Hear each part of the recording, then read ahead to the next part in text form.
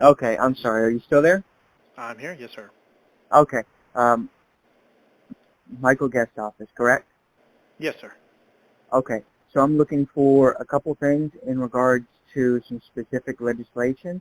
Um, can you tell me, can you pull up information on HR 2220? I can try. Let me see if I can get that. Okay, stop. Okay. Then you, Sir? you know what? No, go ahead. Go ahead, sir. Pull it up. Okay, just a moment. All right.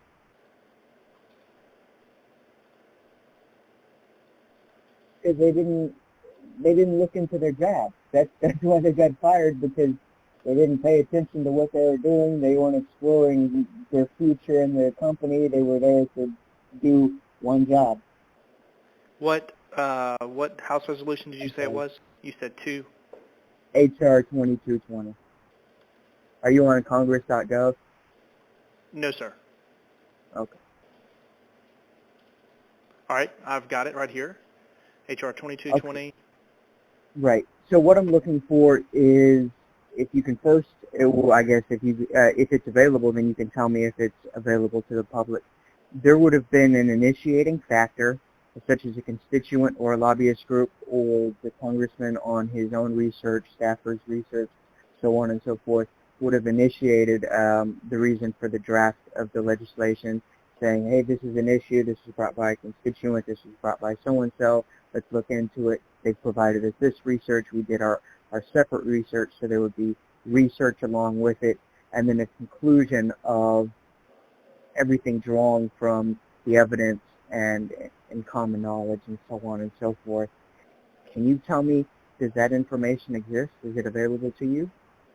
Well, I mean, any legislation we put forth is certainly going to be brought about, or brought to our attention rather, by a constituent or some other group.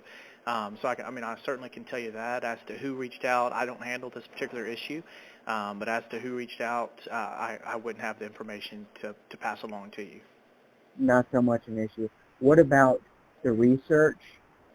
With lobbyists it would be, but what about the research and then also the conclusions drawn from the research, such as, market prices changing, so on and so forth, and so this would be, any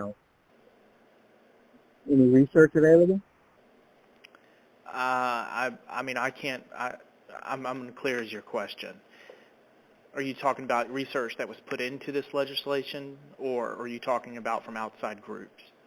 I'm saying research that was done pre-drafting. So before the bargain price option to purchase at less than fair value contained in the lease agreement entitled blah, blah, blah, blah, blah.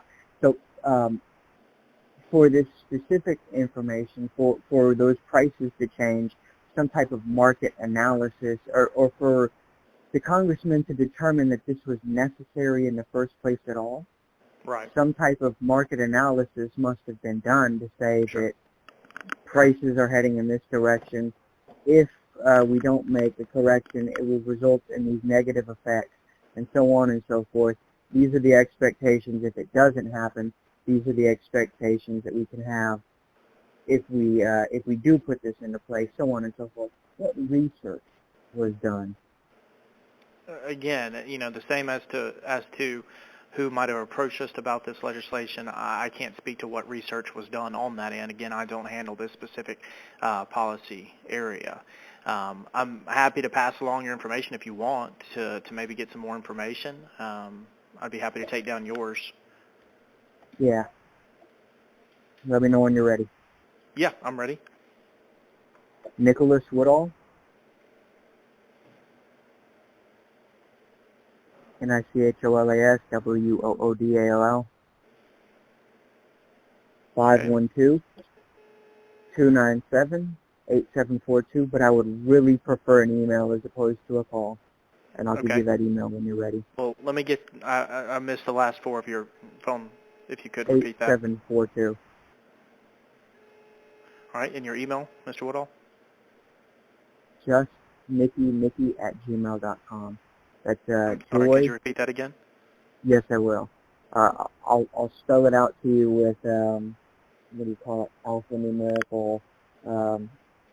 Okay, so it's joy, under, street, treat, never, invisible, corny, karma, yes, north, invisible, Charlie, karma, yes, at gmail.com. JustNicky at gmail.com. Okay. JustNicky at gmail.com. Okay. And Mr. Woodall, what is your zip code? I'm actually doing research, so I'm out of state, so I'm not a constituent. And as far as documenting, where I'm at, it depends on the month. I'm sorry, the mark? The month. Yes, it depends on the month. Okay, I see what you're saying. Yeah. Okay. Well, your current zip code as it is? 85021. Okay. And All your right. name, Well, sir? Milton. Okay, Milton. Sure. All right, well, Mr. Woodall, I've got this information down. Is there anything else that you want to pass along just to give a little more context to the call? No, that I would appreciate if you can't provide this to the public, if you can sum up what I've asked for. Sure. Okay. Well, we Can you can sum up? certainly try. Yeah. We can certainly try and get you some more No. information. Yeah, Milton. What are the three issues that I'm looking for, or the three? Yes, sir. Key That's what I was points? about to. That's what I was about to get across. I'll certainly pass this along to the staffer that handles this particular issue, and specifically 2220, and any research gone into that, or any outreach that was done to us, rather, from constituent groups or any other Right. policy Let interested let me groups. let me reword it for you. Okay.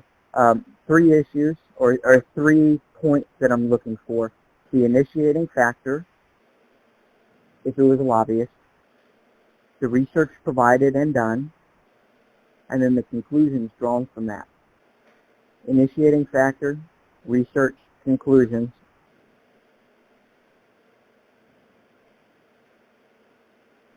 Mm-hmm. And if it's available to the public. Okay. All right. Well, I've got that down, Mr. Woodall. I appreciate your call. Thank you, sir. Thank you. Bye-bye.